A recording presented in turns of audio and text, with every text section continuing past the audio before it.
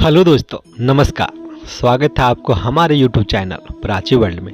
आशा करते हैं दोस्तों आप अपने परिवार के साथ, अपने दोस्तों के साथ बहुत ही अच्छे से होंगे, कुशल मंगल होंगे, स्वस्थ होंगे। कबीरदास जी का एक दोहा है दोस्तों, कल करे सो आज कर, आज करे सो अभी, पल में परलय आएगा, बहुरी करोगे कब। कहने का मतलब है दोस्तों, कल जो कार्य करने वाले हैं वो हमें आज करना चाहिए, और जो कार्य आज करने वाले हैं वह कार्य को अभी करना चाहिए। ये जीवन बहुत छोटा है दोस्तों, ना जाने कब समाप्त हो जाएगा, फिर ये सारे काम कब करोगे। ऐसा ही हमारे जीवन में होता है दोस्तों। कोई भी काम हम शुरुआत करना चाहते हैं तो हमारे मन में यह ख्याल आता है कि इस कार्य को हम कल करेंगे, फिर वह कार्य हो नहीं पाता, फिर सोचते हैं कि वह कार्य को कल से शुरू करेंगे। ऐसा कल करते वह कार्य को हम कर नहीं पाते। और दोस्तों, हम अपने जीवन में अपने भविष्य को सुधारने के लिए बहुत सारे पैसा कमाना चाहते हैं, धन इकट्ठा करना चाहते हैं। इसी बीच में हम अपने रिश्ते, परिवार, अपने दोस्तों को समय नहीं दे पाते। हम जीवन में तो धन बहुत कमा लेते हैं, मगर हम अपने परिवार को भूल जाते हैं। ऐसा ही एक कहानी आप लोगों के बीच लेकर आया हूं दोस्तों। आशा करेंगे यह कहानी आपको बहुत अच्छा लगेगा। यह छोटी कहानी आपको एक बड़ी सीख देगी। यदि आपने हमारा चैनल को सब्सक्राइब नहीं किया होगा तो हमारा चैनल को सब्सक्राइब कर ले। चलिए दोस्तों, सुनते हैं यह कहानी हमारी ज़बानी। मैं आपका दोस्त गोपाल कुमार। एक बार की बात है दोस्तों, एक शहर में एक परिवार था। उस परिवार में माता पिता और उसका एक बेटा था। उस लड़के का पढ़ाई लिखाई पूरी हो गई तो उसके माता पिता ने उसका विवाह कर दिया।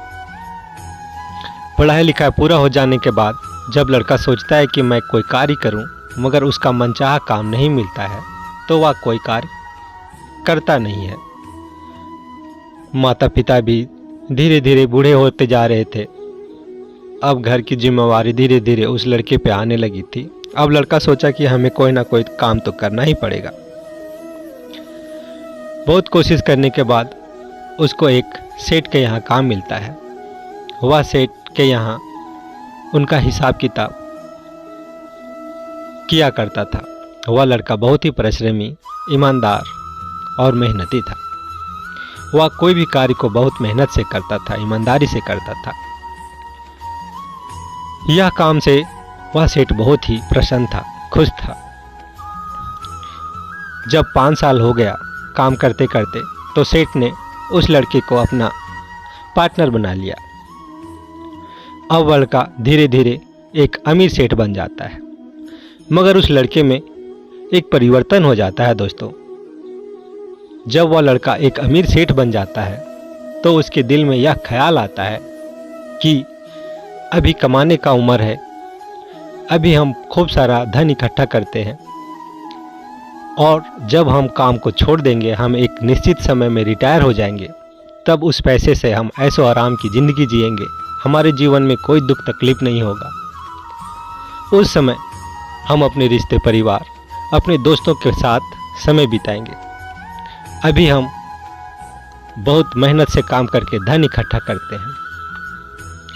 जब भी कोई उसके परिवार वाले आते, दोस्त आते कि हमारे घर शादी का समारोह है, आप जरूर आना, वो कहता था ठीक है, इस बार तो समय नहीं है, अगले बार आऊँगा। इसी तरह वह हर कार्यक्रम को टालते जाता था कि मैं अगले बार आऊँगा, अगले बार आऊँगा। अब वह काम करते करते एक बहुत बड़ा अमीर सेठ हो जाता है। उसके पास धन दौलत, ऐशो आराम, सारे चीज़ होते हैं। मगर दोस्तों, एक रात जब वह सोने के लिए जाता है और बिस्तर पे लेटा रहता है, उसी समय उसके पास यमराज आते हैं और उस अमीर सेठ से बोलते हैं कि सेठ, अब तेरी आयु खत्म हो गई है, तुम्हें अब मृत्यु को प्राप्त करना है, तुम्हें हमारे साथ यमलोक जाना पड़ेगा। वह अमीर सेठ अब हैरान परेशान हो जाता है कि मैंने बहुत मेहनत से इतना धन दौलत कमाया, सोचा कि बाद में अच्छे से जिएंगे, दोस्त परिवार वालों के यहाँ जाएंगे, समय बिताएंगे, हमारा तो अब मौत होने वाली है, मृत्यु आने वाली है। वह यमराज से कहता है कि हमारे पास बहुत धन दौलत है, आप सारा धन दौलत ले लो और हमें 6 महीना के लिए छोड़ दो। 6 महीने के बाद आना और फिर हमें लेके चले जाना। इस बीच में हम अपने दोस्त, अपने परिवार के यहाँ जाएंगे। बहुत दिनों से गया नहीं, धन कमाने के चक्कर में मैं उन लोगों के साथ समय बिताना चाहता हूँ। यमराज नहीं मानते हैं, बोलते हैं कि ये धन दौलत हमारा किस काम का है, तुम्हें तो अभी ही जाना पड़ेगा। फिर वह अमीर आदमी उससे गिड़गिड़ाता है, विनती मांगता है कि 6 महीना नहीं तो कम से कम 2 दिन तो दे दो, हम अपने परिवार, अपनी बीवी बच्चों के साथ अच्छा से समय बिताएंगे। यमराज फिर भी नहीं मानते हैं। वह अमीर सेठ यमराज से बहुत ही विनती करता है, रोने लगता है, बोलता है कि कम से कम हमें 2 मिनट का समय दो, हम एक गुड बाय नोट लिखना चाहते हैं। यमराज मान जाता है, बोला ठीक है, 2 मिनट का तुम्हें समय देता हूँ। और वह व्यक्ति नोटबुक इस प्रकार लिखता है दोस्तों, लिखता है कि हम अपने जीवन में धन कमाने के चक्कर में अपने रिश्ते परिवार, अपने दोस्तों को समय नहीं दे पाए। हमने सोचा कि यह सब बाद में कर लेंगे, मगर यह धन दौलत हमारे किसी काम का नहीं है। इस धन दौलत से हम अपने जीवन का एक पल तक नहीं खरीद पाए। तो दोस्तों, आप अपने परिवार, अपने दोस्तों के साथ मिलकर जियो, खुशी से जियो, जो जीवन जी रहे हो खुशहाल हो के जियो, सबसे मेल मिलाप होकर जियो। ये धन दौलत कहीं भी कुछ भी काम नहीं आने वाला।